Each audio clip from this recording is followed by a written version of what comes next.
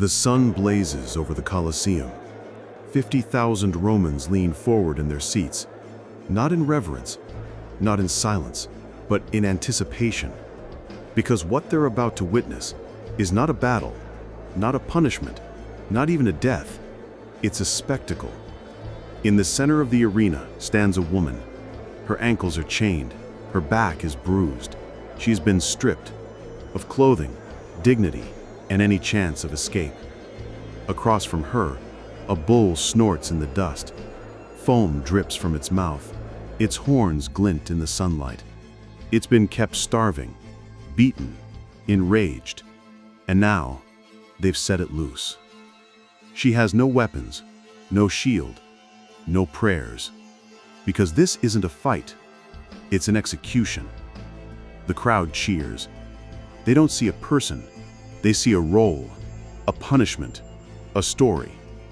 This is the Durst execution, an ancient myth brought to life, with a real woman strapped to the horns of a real bull, to be torn apart for entertainment. No stunt doubles, no actors, just Rome, in all its glory and its cruelty. What you're about to see in this video isn't fiction. It isn't myth. These were real events, sanctioned by emperors, cheered by citizens, and written into the stone of the greatest empire the world had ever seen. This is what happened when ancient Rome's arena acts went too far. And once you see it, you'll never look at the Colosseum the same way again. Why Rome needed blood? Why did Rome, a civilization of law, language, architecture, and empire, become so obsessed with public torture? Because violence was politics, and blood was control. Distraction by design. Rome's population was massive, over 1 million at its peak. Most were poor, hungry, angry. To keep them distracted from injustice, corruption, or rebellion, emperors gave them bread and circuses, food subsidies, free wine, and above all, games. The more brutal the better, because blood made people forget. Justice as entertainment. Executions weren't hidden. They were scheduled, advertised, written on public notices in city walls like theater posters. Some events even had warm-up acts. Animal hunts in the morning, gladiator fights at noon, and public executions in the evening. Each performance was meant to reinforce one thing: Rome is power. You defy it, you die, and everyone gets to watch. Psychological warfare. Every class of citizen attended these games. Senators in the front row, peasants in the upper decks, children on laps, vendors selling wine, honeyed figs, and violence. The Colosseum wasn't just a stadium. It was a machine designed to remind people, you are lucky to be on this side of the blade. And sometimes, that wasn't enough. So Rome invented new ways to kill. More slowly, more artistically, more horribly. Executions as theater. In ancient Rome, justice wasn't silent. It wasn't blind. It was staged. Executions didn't happen in dungeons. They happened on center stage, in front of 50,000 people. And the condemned weren't treated like criminals. They were cast as characters. Not just killed, performed. Myth turned murder. Rome turned its own legends into blood-soaked dramas. A man forced to play Icarus was flung from a high platform, his arms strapped with wings to mimic the fall from the sun. Another, dressed as Hercules, was burned alive on a wooden pyre soaked in pitch. One prisoner, cast as Prometheus, was chained to a rock while trained vultures pecked at his flesh, over and over. These were executions, but they were told as stories. And the audience? They applauded, because it wasn't just death, it was theatrical death. Theatrics of torture. Other executions were grotesque set pieces. Some victims were tied to rotating wheels, spun above fires. Others were drowned in fake rivers or thrown off mechanical platforms. Some were torn apart by wild animals while playing out the deaths of mythical characters, like Orpheus, whose music lulled the beasts until the crowd demanded silence. Each death had a theme, a costume, a script, a climax. It was storytelling with real blood. The women who were sacrificed. The most horrifying acts weren't just cruel, they were deliberate. And some of the worst were saved for women. Public humiliation. These women weren't hidden. They were paraded, naked, chained, mocked, dragged through the streets before being thrown into the sand, not as fighters, but as objects of execution. Bill Dearsey execution, real and recreated. There was one punishment so twisted, it became infamous. A woman was tied to the horns of a wild bull, her limbs stretched, her arms bound, her body bleeding from where the ropes dug into her skin. When the horn sounded, the bull was released, and she was dragged, slammed, and torn apart before a roaring crowd. Rome called it justice. We now call it inhuman. Slaves, Christians, foreigners. Many of these women weren't even criminals.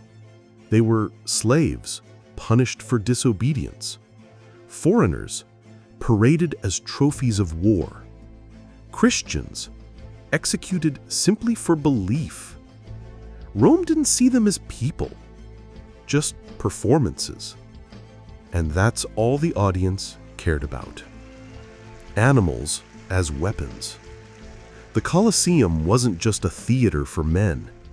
It was a zoo of death. Rome's appetite for animal violence was unmatched. Lions, tigers, and bears unleashed. Tens of thousands of wild animals were imported to Rome. Lions from North Africa, tigers from Persia, leopards from Syria, bears from Gaul, crocodiles, wolves, wild dogs, even hippos. These animals were starved, beaten, and then released to kill for sport. Sometimes they were pitted against trained gladiators, but often they were set upon the defenseless. Elephants as executioners. In one of the most disturbing spectacles, elephants were painted and paraded into the arena. They were trained to crush prisoners beneath their feet. Crowds gasped as bones snapped under tons of pressure. It wasn't a battle, it was a ritual, and the people cheered. Engineered deaths. Rome's engineers designed arenas with trapdoors to unleash animals from below, flooded platforms with crocodiles, and burning rings that forced victims into the jaws of beasts. These weren't random attacks. They were designed deaths. Gladiators were the lucky ones.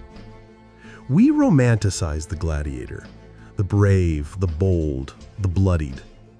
But here's the truth. They were the lucky ones. Warriors with a chance.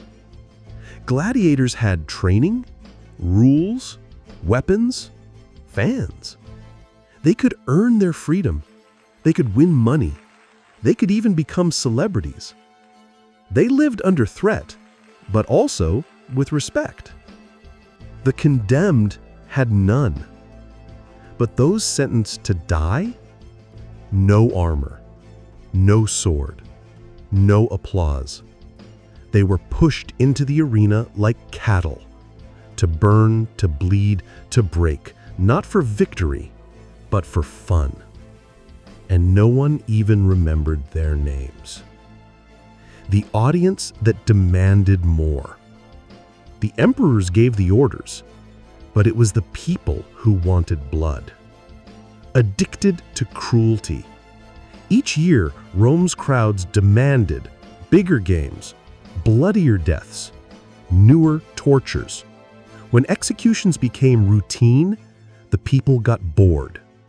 So the arena became a laboratory of horror, and innovation meant agony.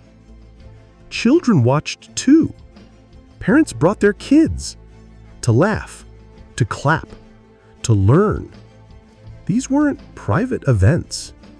They were culture, and cruelty was part of being Roman. The moment Rome went too far, even monsters have a moment of pause. An emperor, likely Caligula, once ordered a family to be executed in the arena. Father, mother, two small children, dressed in costumes, chained together, murdered, one after the other, in front of 50,000. For once, the crowd went silent. Not because they disapproved, but because something broke. Even the Romans were ashamed. Today, the Colosseum is a tourist site. Selfies, tours, souvenirs.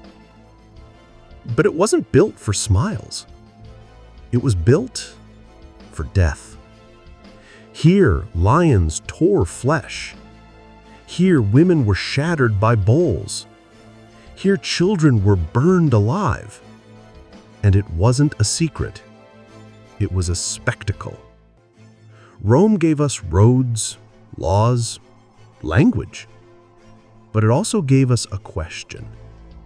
What happens when suffering becomes entertainment? When we cheer too loud? When we forget who's in the dirt? So when you walk those ancient stones, listen closely. They still remember the screams, the silence, the day Rome went too far.